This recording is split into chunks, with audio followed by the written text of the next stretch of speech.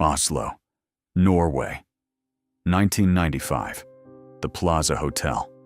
At the time, the most luxurious hotel in the city. 37 floors above the Norwegian capital. 673 rooms. And on the evening of May 31st, at exactly 10:44 at night, a woman walked in.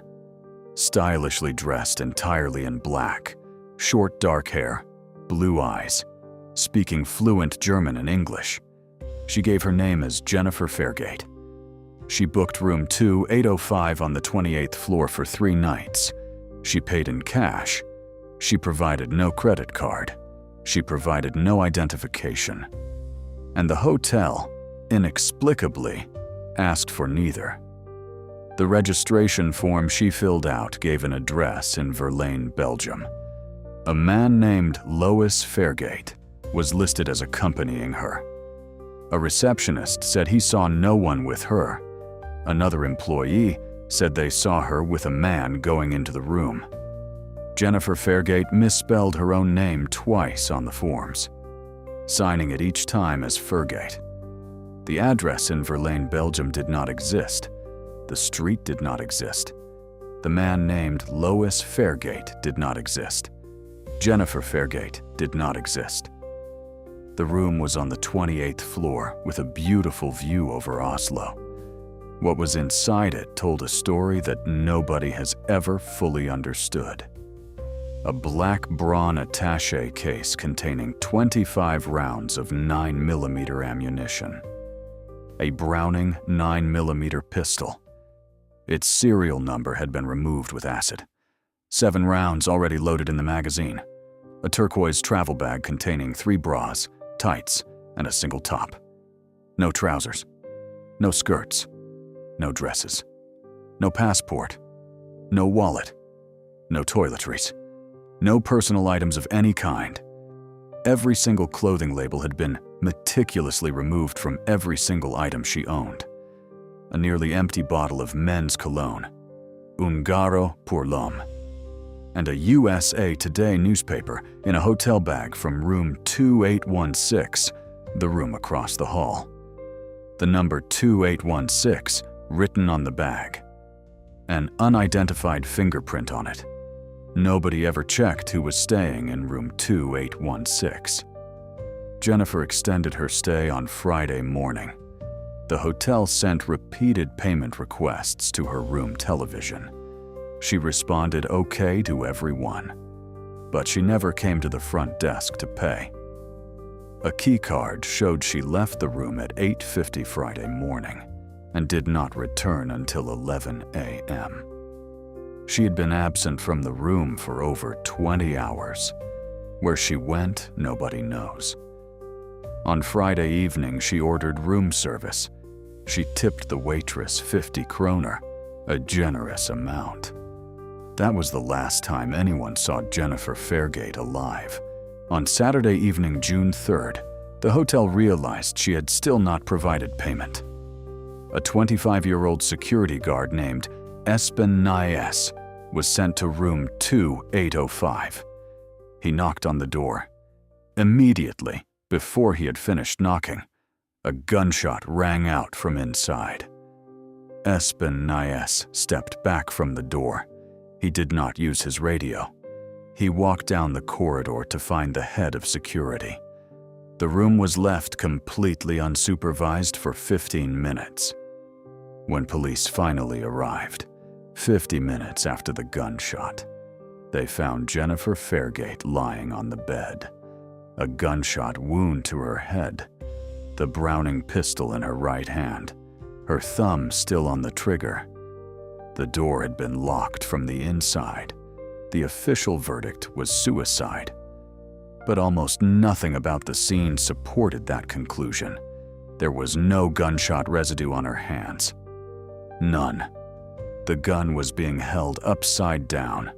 A pillow near the body showed evidence of a test shot, as if someone had fired into it first to muffle the sound.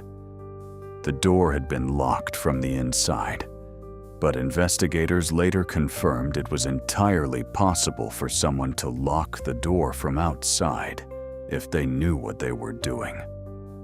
The autopsy determined she had eaten her room service meal more than 24 hours after she ordered it, meaning she may have died on Friday, not Saturday. A Belgian man known as Mr. X had stayed in the room directly across the hall. When questioned, he said he had been informed of the death on the floor when he checked out on Saturday morning. The only problem: Jennifer died on Saturday evening. How did he know about it before it happened? The woman who found herself known as Jennifer Fairgate was never identified. Her fingerprints were not in the Interpol database. Her DNA matched no records. Her teeth told investigators she had sophisticated gold and porcelain dental work, common in the United States, Germany, Switzerland, and the Netherlands. In 2016, she was exhumed from the unmarked pauper's grave, where she had been buried without ceremony in 1996. Scientists analyzed isotopes in her teeth. They determined she was most likely born around 1971. The dental analysis pointed most strongly to Germany. Her DNA profile was created and sent to laboratories across Europe. No match was ever found. Former Norwegian intelligence officer Ola Kaldiger examined the case and made a statement. He said the removal of clothing labels and her language fluency were entirely consistent with intelligence tradecraft. He believed she was an intelligence operative. He believed she was executed. He believed her death was staged to look like suicide. The connection to the Isdal woman, the unidentified spy found dead in Bergen, Norway in 1970, was immediately noted. Both women, both in Norway, both with clothing labels removed, both claiming Belgian origins, both with sophisticated dental work, both unidentified. Two women, 25 years apart, the same country, the same methods, the same silence. She was buried in an unmarked pauper's grave at Vestre Gravlund Cemetery in Oslo. No funeral rites, no headstone, no mourners. Nobody came forward. Nobody reported her missing. Nobody ever said, "That was someone I knew." In 2020, the Netflix series Unsolved Mysteries dedicated an episode to her case. Millions of people watched it. Tips flooded in from around the world. None of them led anywhere. I think about that registration form, filled out in a luxury Oslo hotel on a Wednesday night in 1995. A name that was not her name. An address that did not exist. A companion who was never found. A briefcase full of bullets. A gun with its identity erased. Clothing with every label gone. A woman who spoke perfect German and perfect English and checked into the most expensive hotel in Oslo without a credit card or a passport. And then spent 70 hours in a room on the 28th floor making 2 phone calls to Belgium that never connected, and leaving for 20 hours without telling anyone where she was going, and then dying in a locked room with no gunshot residue on her hands, holding a gun upside down. She is still there, in that unmarked grave in Oslo, still with no name, still with no explanation, still with nobody who will admit to knowing who she was, or why she was there, or what happened in room 2805, on the 28th floor of the Plaza Hotel in Oslo in 1995.